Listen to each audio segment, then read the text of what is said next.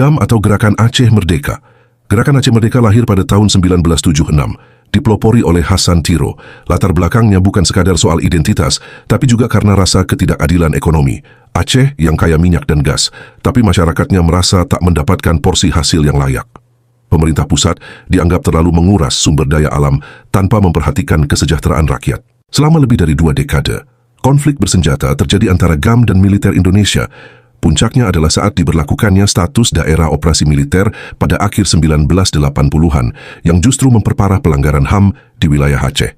Namun segalanya berubah pasca tsunami 2004. Tragedi besar itu membuka pintu perdamaian.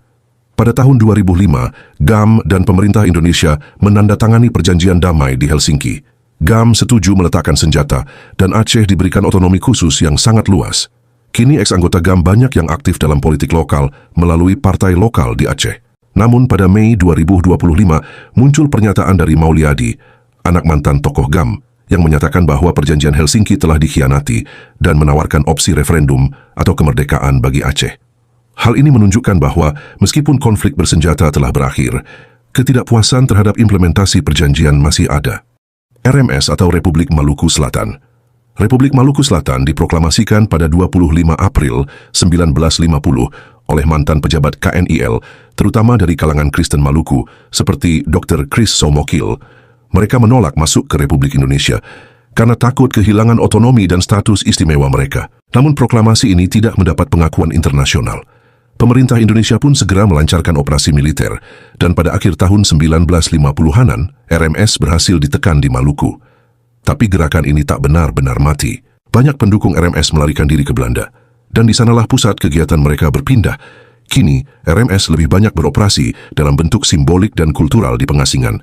Pada 25 April 2025, RMS merayakan 75 tahun proklamasi kemerdekaannya di Den Bosch, Belanda. Perayaan ini menunjukkan bahwa semangat RMS masih hidup di kalangan diaspora Maluku di Belanda.